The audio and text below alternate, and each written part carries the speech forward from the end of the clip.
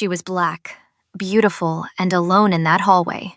Needle still in her hand, 3 months of silence and survival written across her face. And the man at her door was smiling. Not because anything was funny, because he knew she had nowhere to go. He was her landlord. He owned the walls around her, he owned the floor beneath her feet, and he had been using that ownership like a weapon for 90 days, wearing her down visit by visit, threat by threat, until she was the last tenant standing in a building he had already sold in his mind. She didn't beg, she didn't cry. She stood at that doorframe and looked him dead in the eyes, the way she always did, because she had learned that looking away was the moment he won. And then, a door opened at the end of the corridor. Barefoot, quiet. A white linen shirt with 2 buttons undone and tattoos climbing the side of his neck all the way to his jaw. The Korean Mafia boss who lived in the penthouse above her had been listening to everything. He didn't raise his voice. He didn't need to. He took 1 step forward, looked the landlord in the eyes, and said 7 words so quietly they almost sounded gentle. "If you touch her again, you disappear." The smile left that landlord's face and never came back. But what happened in the days that followed, what was slipped under her door in a plain white envelope, and what she discovered when she finally knocked on that penthouse door, changed everything she thought she knew about protection, about power, and about the people we never think to look at twice. Before we begin the story, comment below where you're watching from and what time it is there. If stories about karma, love, and hidden truths resonate with you, don't forget to subscribe to the channel. She had learned early in life that the sound of keys meant something different depending on who was holding them. Her mother's keys had sounded like relief, a small, bright jingle at the end of the day, the signal that someone safe was coming through the door. Her landlord's keys sounded like a warning, heavy, deliberate. The kind of sound a man makes when he wants you to hear him coming, when he wants the fear to arrive before he does. Jade Carter heard those keys now, somewhere down the hallway, and her hands went still over the fabric in her lap. She was sitting cross-legged on the floor of her apartment, the way she always worked when a piece needed careful attention. Close to the ground, close to the light that came in sideways through the window in the late afternoon. She had been embroidering the left cuff of a denim jacket for a client who had asked for red roses. Small ones, the kind that looked almost accidental, like they had grown there on their own. The needle was halfway through the fabric. She didn't pull it out. She just stopped and listened, and waited for the sound to tell her what kind of evening this was going to be. The keys got louder.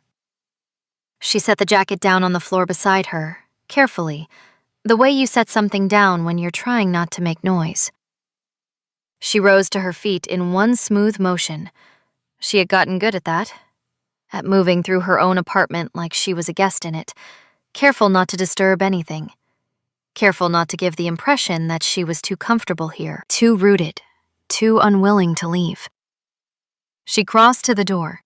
She put her hand on the handle, and she opened it before he could knock, because she had learned that opening it first was the only small piece of power she had left. Marcos Evaristo was standing in the hallway, his hand already raised for a knock that never landed. He lowered it slowly and smiled. It was the kind of smile that was designed to look friendly and wasn't. The kind that showed teeth without warmth. The kind that said, "I know something you don't, and I'm enjoying it."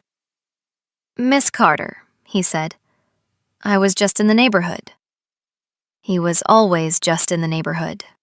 He was always dropping by. He was always catching her at a bad time, with the energy of someone who had timed it perfectly. She leaned against the doorframe, 1 hand still on the handle, the needle still threaded through the pinched index finger of her other hand. She looked at him the way she always looked at him. Directly, steadily, without flinching. because she had learned that the moment you looked away was the moment he felt he had won something. "Mr. Evaristo," she said.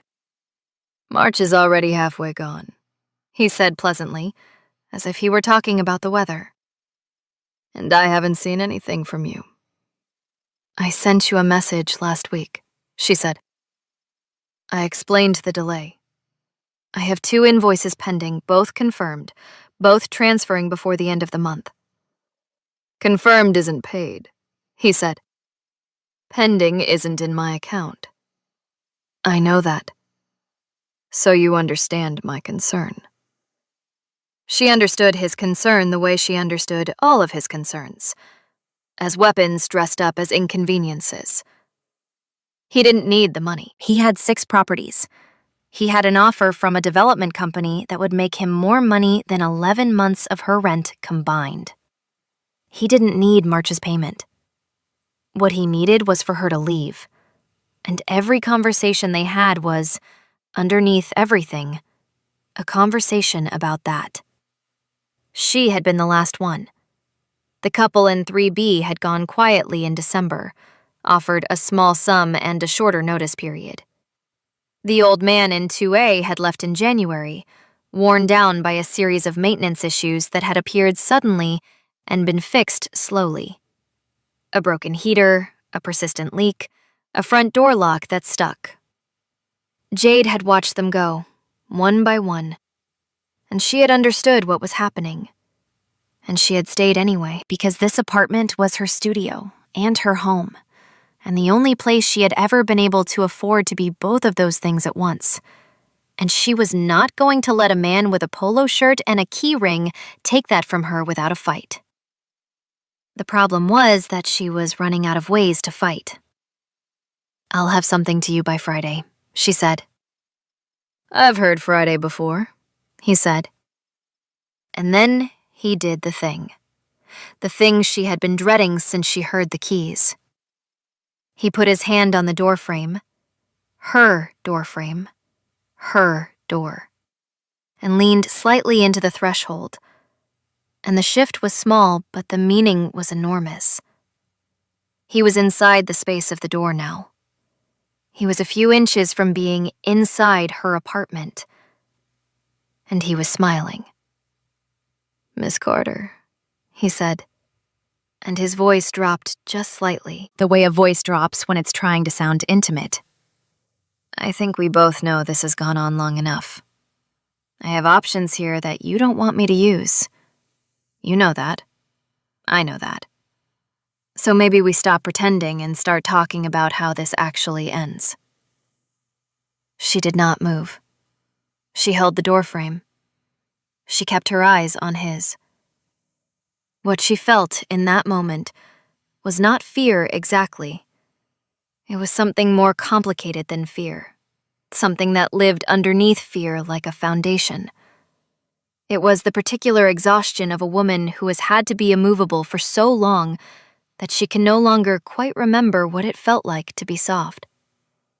It was the weight of knowing that every institution that was supposed to protect her, the lease agreement, the tenant laws, the process, moved slowly, and that he had been doing this long enough to know exactly how slowly and how to use that slowness like a tool. She opened her mouth to say something. She didn't know what. Some version of what she always said. Some new configuration of, "I know my rights and I'll have the payment and I'm not leaving." And then she heard it. Not keys this time. A door. Quietly opened. Somewhere behind Marcos, further down the hallway toward the elevator, toward the staircase that went up to the top floor. She didn't see him at first because Marcos's body was blocking half the corridor. But then Marcos shifted slightly, the way a person shifts when they sense something behind them without quite knowing what it is. And that's when she saw him. He was standing very still. He wasn't dressed for company. He wasn't dressed for anything except being at home. Black pants, a white linen shirt with 2 buttons open at the collar, bare feet on the hallway tile. His hair was pushed back from his face, except for one strand that had fallen across his forehead. The tattoos on his neck were fully visible in the corridor light, dark lines climbing from his collarbone up through the side of his throat toward his jaw. She had seen them before, in glimpses, in elevators, but never this clearly, never this close. He wasn't looking at Marcos. He was looking at her. And the look was not a question. It was not an offer. It was not an intrusion. It was something quieter than all of those things, something that she couldn't quite name in the moment, something that she would spend several days afterward turning over in her mind, trying to find the right word for. It was the look of someone who has walked into a room and immediately understood the entire situation. Not because they were told, not because they asked, but because they have spent enough of their life in rooms like this one to recognize the shape of it on instinct. He stood there. He waited. And Marcos, who had not yet fully turned to look at him, said, still smiling, still in that pleasant, dangerous tone, "Miss Carter, I think you should consider very carefully. Excuse me," the man from the top floor said. His voice was quiet, not soft. Quiet. There is a difference. Soft is gentle. Quiet is controlled. Quiet is what you hear when someone has made the decision not to use everything they have available to them, and you can hear the weight of everything they're holding back in the restraint of it. Marcos turned. And for just one moment, just one, his smile disappeared. The hallway was not a large space. It had never needed to be. It was the kind of corridor that existed purely as a passage between places, narrow and functional, lit by a single overhead fixture that cast everything in a yellow that was almost warm but not quite. There were 3 doors visible from where Jade stood. Hers, the empty apartment across from her that had been vacant since January, and the stairwell door at the far end that led up to the penthouse. The hallway had never felt small before. It felt small now. Marcos turned to face the man from the top floor, and something shifted in the architecture of his posture. A tightening, a recalibration, the physical adjustment of a man who had been leaning into a space and suddenly found that the space was occupied by something he hadn't accounted for. "Can I help you?" Marcos said. He had recovered the smile. It was back in place, but it was working harder now, doing more structural support than it had been designed to carry. "I don't think so," Jang Hyun-soo said. He hadn't moved from where he was standing. He didn't need to. There was something in the way he occupied the corridor. Not aggressive, not theatrical, simply present in a way that most people are not. That made the distance between them feel like less of a buffer and more of a decision. He was close enough if he needed to be. He was choosing not to be. For now. "I live here," Marcos said, and the words came out slightly wrong, slightly misaligned, because what he meant was, "I own this." And what he said was something closer to, "I belong here." And neither of those things was landing the way he intended. "You don't live here," the man said. Simply, factually. The way you correct a minor error in arithmetic. "You own units in this building. That's different." Marcos's jaw shifted. "I'm here in a professional capacity. Business between me and my tenant. You're standing inside her doorway without an invitation," the man said. "I watched you move into that threshold. I counted." A pause. Not for effect. He didn't seem like someone who paused for effect. He paused because he was deciding exactly how much to say. And when he decided, he said it. "You don't have the right to do that. Not legally. Not in any other way." Jade had not moved. She was still holding the door frame, still holding the needle, still standing exactly where she had been standing when this began. But something had changed in the room. Or rather, in the hallway, which had briefly become a kind of room. a container for something that was pressing against all four of its walls. She was watching Marcos's face and watching the man from the top floor simultaneously, and what she was seeing was this. Marcos was calculating. He was running numbers behind his eyes, assessing the situation, trying to determine what this person was, what category he fit into, how much of a problem he actually represented. He was taking too long to reach a conclusion. That itself was information. "Look," Marcos said, and his voice had shifted again. Less pleasant now, more direct, the business-like register of a man who has decided that warmth isn't working and is moving to a different strategy. "I don't know who you are, but this is a private conversation. If you have concerns about building management, you can contact my office during business hours." "I don't have concerns about building management," the man said. "I have a concern about what I just saw." "What you just saw was a landlord speaking to his tenant about an overdue payment. That's not a crime." "No," the man agreed. "It isn't." Another pause, shorter this time. "The way you were standing when you said it is a different conversation." The smile left Marcos's face for the second time. This time it didn't come back. Jade watched it go. She had seen Marcos without the smile before. In flashes, in moments when he thought she wasn't looking, when he was reading something on his phone in the lobby, or locking up the utility room at the end of the hall.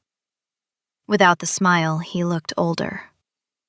Without the smile, he looked like what he was, which was a man who had spent decades using systems and structures and the slow machinery of bureaucracy as substitutes for the kind of power he had always wanted and never quite believed he deserved. The smile was the performance. Without it, there was just the exhaustion of the performance. "I'm going to ask you one more time," Marcos said, and he was trying to put authority into it, trying to put weight into it, but the weight wasn't there. "To mind your own business." The man from the top floor looked at him for a long moment. Then he said, "She is my business." 3 words. He didn't raise his voice. He didn't move. He said it the way you state a fact that was always true and is simply now being made explicit.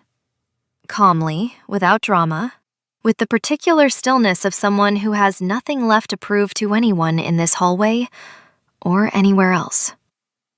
And then, because he was the kind of man who said exactly what he meant and did not circle around it, he said the rest of it. "If you touch her again," he said, "you disappear." The hallway was very quiet. The overhead light hummed. Somewhere far below, a door closed in the lobby and the sound traveled up through the building's bones. Marcos stood very still, and Jade stood very still, and the man from the top floor stood very still. And for a moment that was longer than it should have been, none of them moved or spoke. Then Marcos moved. He didn't run. He was too proud to run, or too aware that running would have meant something irreversible about how he understood what had just happened. He stepped back. 1 step, then another.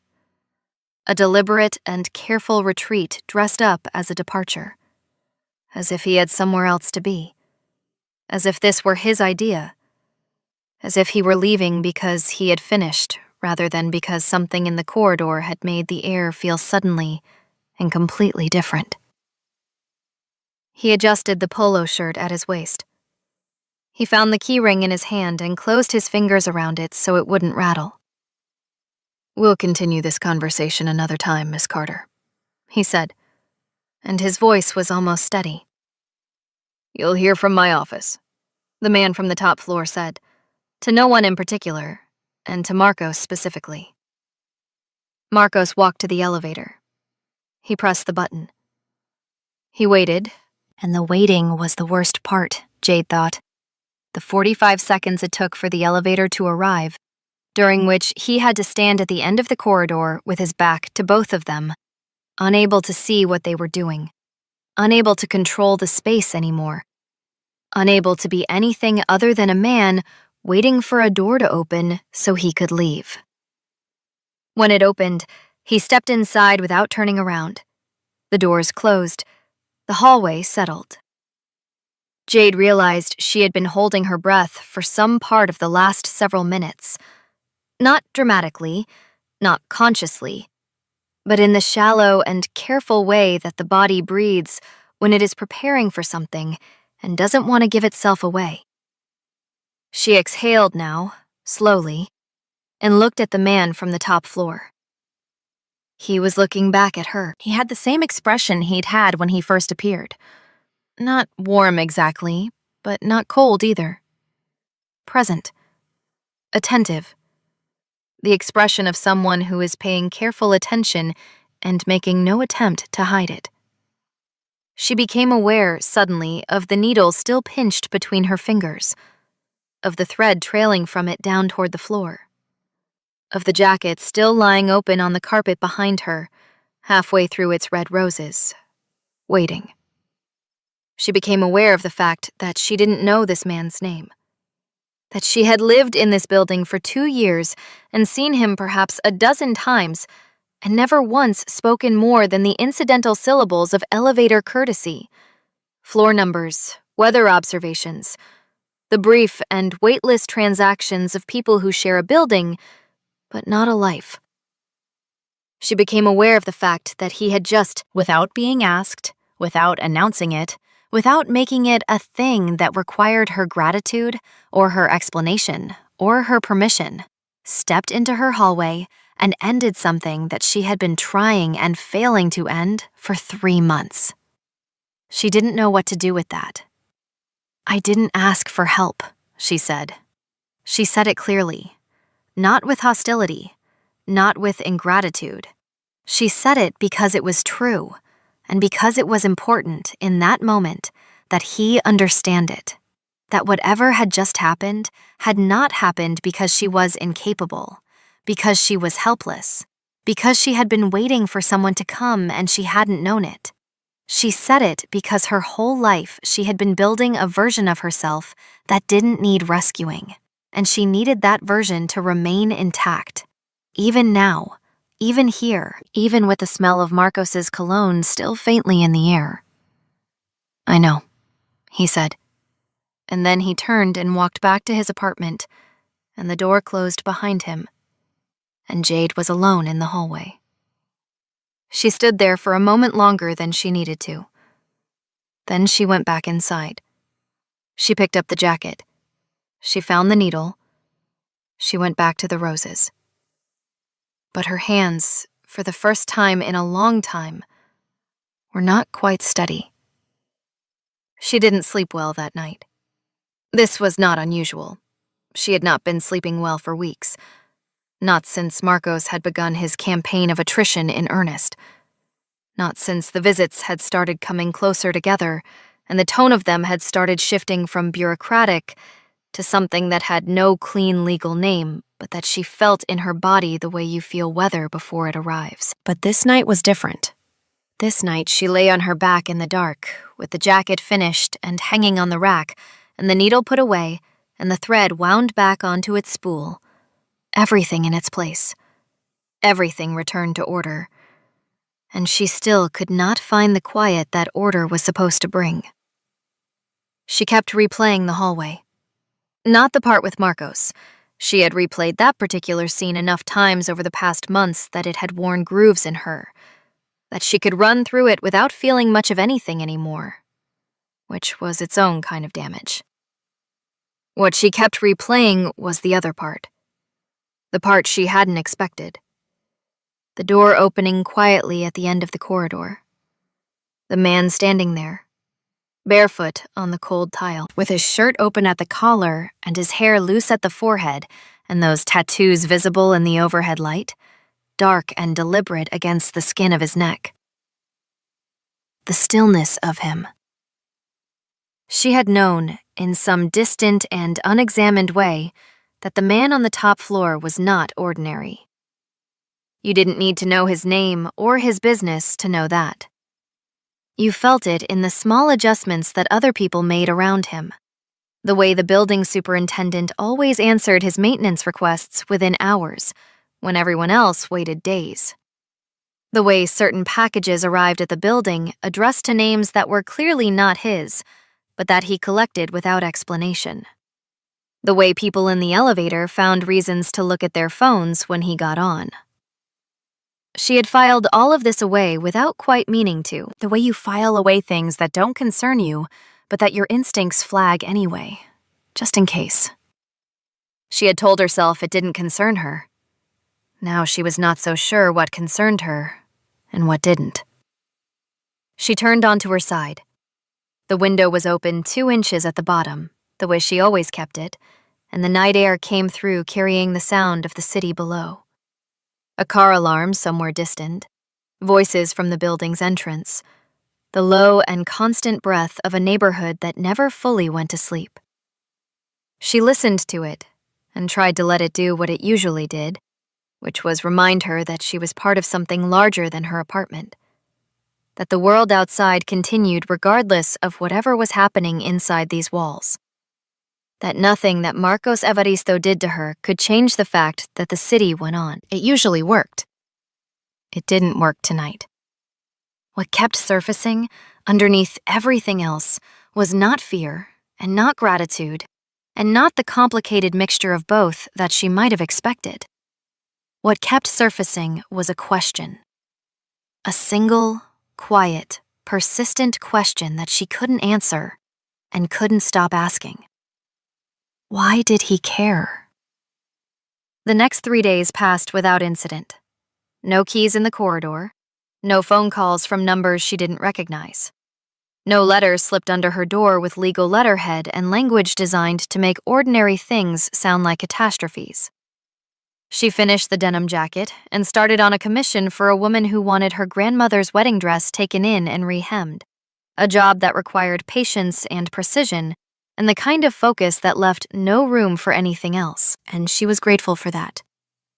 She worked, she ate, she checked her phone for transfer confirmations from the 2 clients whose invoices were pending, and on the second day, they both came through, and she transferred Marcos's March payment immediately, documented it, screenshot the confirmation, saved it in 3 places. She did not go upstairs. She told herself this was because she had nothing to go upstairs for. She had not asked for what had happened in the corridor, had not sought it out, had not created a debt that required acknowledgement. He had made a choice, and she had not been consulted about it. That was the whole point. That was what she had said to him, clearly in the hallway. I didn't ask for help.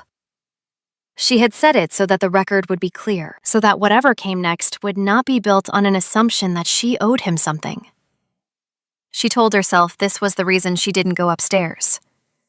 She was not entirely sure she believed herself.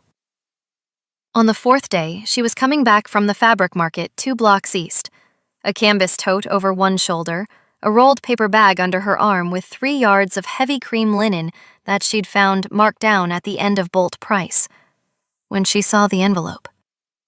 It was on the floor just inside her apartment door, slipped through the gap at the bottom.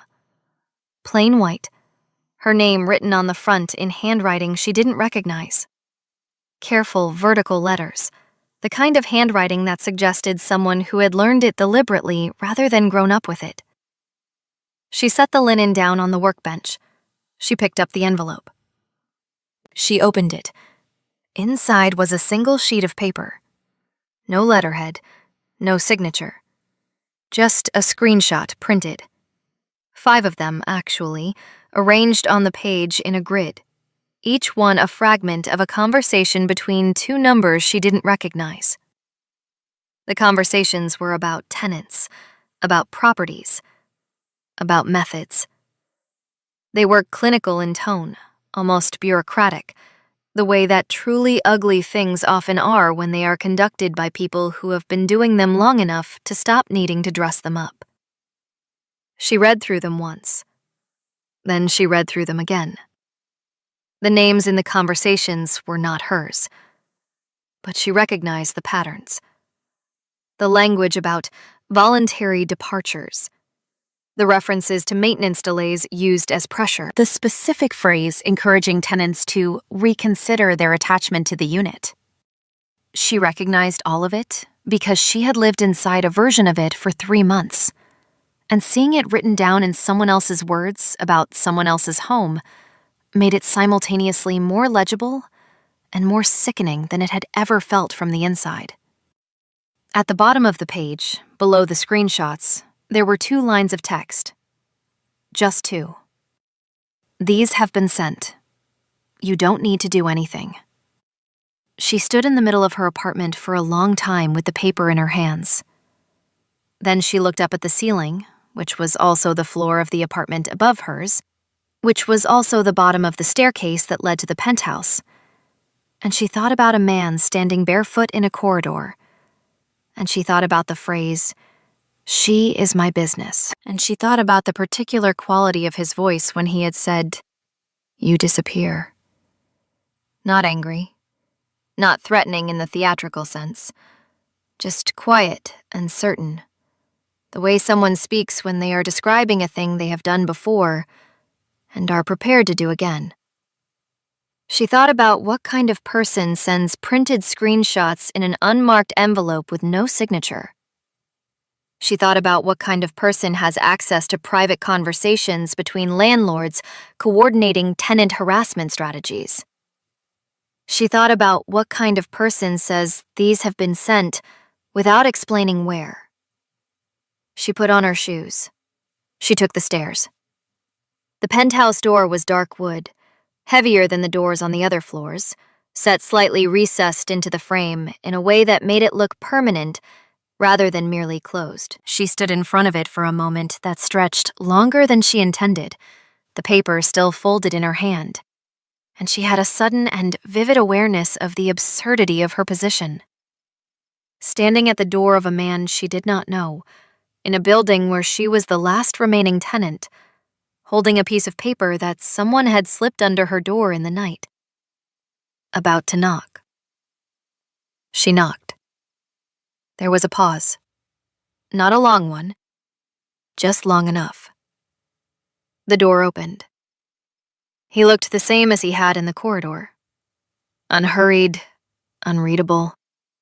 Present in that particular way of his that she was beginning to understand was not a performance, but a permanent condition. He was dressed differently.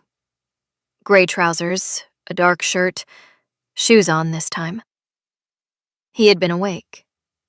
He had possibly been awake for a long time. He looked at her. He looked at the paper in her hand. He looked back at her face. He did not look surprised. "It was you," she said. It was not a question. She had decided on the stairs that she was not going to dress it as a question. If she asked it as a question, she was giving him the option of denying it. And she didn't want that option available, because she already knew the answer, and she needed him to know that she knew. And she needed that to happen before anything else. He looked at her for a moment. Then he stepped back from the door, a small movement, the minimum required to indicate that the threshold was open. "Do you want coffee?" he said. She went in. She had told herself, on the stairs, that she would not go in, that she would stand in the doorway, say what she had come to say, and leave, that she would not allow the invitation of an open door to become something more than it was, would not let the strangeness of the evening soften the boundaries she had spent years building around herself with the same careful attention she gave to every seam, every stitch, every edge that needed to hold. She went in anyway. The apartment was not what she had expected, though she could not have said precisely what she had expected. It was large. The penthouse occupied the entire top floor, and the ceilings were higher than on her level. And the windows that ran along the far wall showed the city below in a way that made it look both enormous and very far away. as if she were looking at it from somewhere outside of it.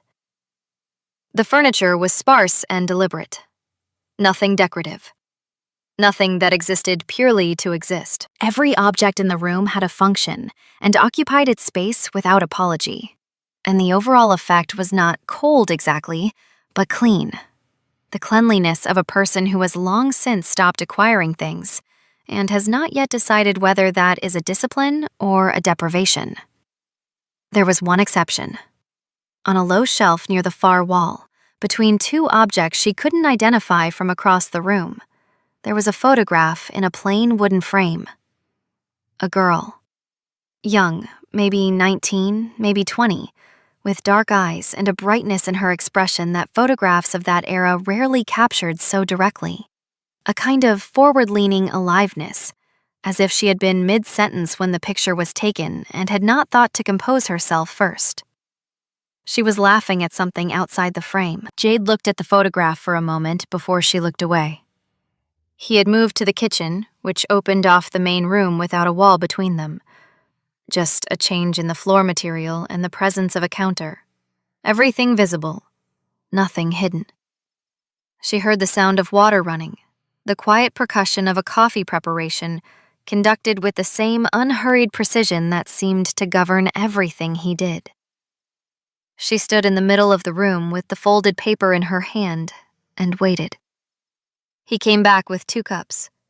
He set one on the low table in front of the couch and kept the other. He sat, not on the couch, but in the chair across from it, and he looked at her, and he waited. She sat. She put the paper on the table between them and smoothed it flat with the back of her hand, a gesture that was partly practical and partly something else, a way of making what she had come to say feel concrete, grounded, real. "These were sent to a journalist," she said. It was not a question this time either. "And to regulatory agencies. And to someone legal." "Yes," he said. "How did you get them?"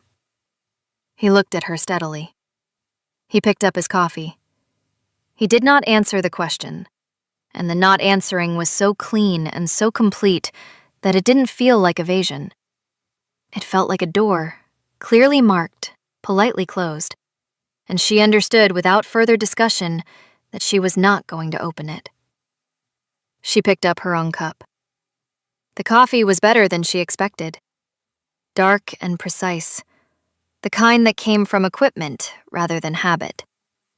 "You could have told me," she said. "Before you sent them. You could have asked. You didn't ask me to intervene in the hallway either," he said. "You handled that the same way." She looked at him. "That's not the same thing." "No," he agreed. "It isn't." He set the cup down. "What happened in the hallway needed to stop immediately. What happened with the documentation, that could have waited. I made a decision without consulting you. If that caused harm, I want to know." The directness of it surprised her. Not the words themselves, but the quality of them. No performance, no positioning, no attempt to justify the choice before she had told him whether it needed justifying. Just the acknowledgement, open and without decoration, that a decision had been made about her situation without her consent, and that her assessment of that decision mattered to him. She was quiet for a moment. "It didn't cause harm," she said finally. "I don't know yet what it caused, but not harm." He nodded. That was all. No relief, no vindication. Just the nod of someone receiving information and filing it accurately. She looked at the shelf, at the photograph. She looked back at him. "Why do you care?" she said. She had asked herself this question for 4 days. She had turned it over in the dark, in the fabric market, on the stairs. She had arrived at no answer that satisfied her, and she had decided, somewhere between the second floor and the penthouse landing, that she was going to ask it directly, because she was tired of circling things, because she had spent 3 months circling Marcos Evaristo's intentions and her own options and the slowly narrowing corridor of her circumstances, and she was finished with circling for the time being. He was quiet for longer than he had been quiet for anything else. Long enough that she began to think he was not going to answer, that this door, too, was marked and closed. But then he stood, without explanation, and crossed to the far wall, and he stood in front of the shelf, and he looked at the photograph for a moment with an expression that she could not fully read from across the room, but that she recognized in its general shape, the way you recognize the shape of grief, even when you can't see the details of it. "My sister," he said. His back was still to her. "She was 21. There was a man who understood that she had nowhere to go and used that understanding against her. I was occupied with other things, with things I told myself were more urgent." He paused. "I got there too late." Jade said nothing. She did not fill the silence with condolence or question. She had learned, in her work, in the long and patient hours of embroidery, of restoration, of making damaged things whole again, that some silences needed to be occupied and some needed to be left alone. And this one, she left alone. He turned back from the shelf. "I have spent a long time," he said, "being very good at arriving too late and calling it unavoidable." He looked at her directly, and there was something in the look that was not quite apology and not quite explanation, but lived in the territory between them. "I was not going to do it again." She held the look for a moment. Then she nodded, a small nod, the same kind he had given her, just the receipt of information, just the acknowledgement that she had heard, and that what she had heard was real. She picked up the coffee. She drank it. They sat in the apartment above the city for another hour, and they talked. Not about the sister, not about the organization whose symbols climbed his neck, not about the specific mechanisms by which printed screenshots reached journalists and regulatory bodies. They talked about the jacket she had been embroidering when it all began, about the particular difficulty of small roses, about a fabric market she mentioned that he had passed 100 times without entering. They talked the way two people talk when they are both careful people who have decided, for the length of one evening, to be slightly less careful than usual. When she stood to leave, he walked her to the door. She stood in the doorway. His doorway this time. A reversal that she noted and did not remark on. And she looked at him one more time. "I still didn't ask for help," she said. "I know," he said. "I need you to keep knowing that." "I will," he said. And she believed him. Not because she was naive, not because the evening had softened her into trust, but because she had spent enough time with people who said things they didn't mean to recognize. When it appeared, the specific weight of a sentence that someone intends to carry. She took the stairs back down. Her apartment was exactly as she had left it, the linen on the workbench, the wedding dress commission pinned to the mannequin, the window open 2 inches at the bottom, the city breathing through it. She stood in the middle of it and looked at everything she had built here, everything she had arranged and repaired and made functional with her own hands, and she felt not safe exactly, because she was too honest with herself to call it that, because she knew that the world outside her door remained exactly as complicated as it had always been, that the man upstairs was not uncomplicated, that justice had arrived this time through channels that no legal institution would endorse. But she felt something. She felt that the walls of her apartment were hers, that the window was hers, that the linen on the workbench and the dress on the mannequin and the rack of finished pieces and the jar of needles on the sill were hers, and that she had not given any of it up, and that she was not going to. 6 weeks later, the indictment came through.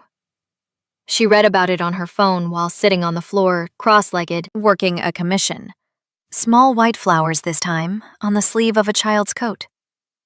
Marcos Evaristo, the headline said. 6 properties, 8 documented cases. The development deal collapsed. The legal proceedings opened. She read it twice. She set the phone down. She picked up the needle. From upstairs, through the ceiling, she heard nothing. No sound, no signal, no acknowledgement. Just the quiet of an apartment occupied by a man who had said what he intended to say and done what he intended to do, and was now, most likely, sitting in his spare and deliberate space above the city, doing whatever it was that he did in the hours that no one watched. She went back to the flowers. The city went on below her window, indifferent and continuous, the way it always had. And Jade Carter sat in the middle of everything she had built and kept building, stitch by stitch, seam by seam, the way she always had. And for the first time in a long time, the sound of keys in the corridor was just the sound of keys. Nothing more. Nothing coming. If this story stayed with you, take a moment and ask yourself this. Have you ever been in a place, a job, a home, a relationship, where someone used the power they had over your circumstances to make you feel like you had no options? And did you stay? Or did you leave? And if someone unexpected ever stepped in for you, not because you asked, not because you were helpless, but simply because they refused to look the other way, did you let yourself accept it? Or did your pride make it harder to receive than the situation itself? Because sometimes the most honest thing we can do is admit that we needed someone to show up. And sometimes the most courageous thing someone else can do is show up anyway, without being asked, without waiting to be invited in. Tell us your story in the comments. We read every single one. And if you believe in stories about dignity, justice, and the kind of protection that arrives from places you never expected, don't forget to subscribe to the channel.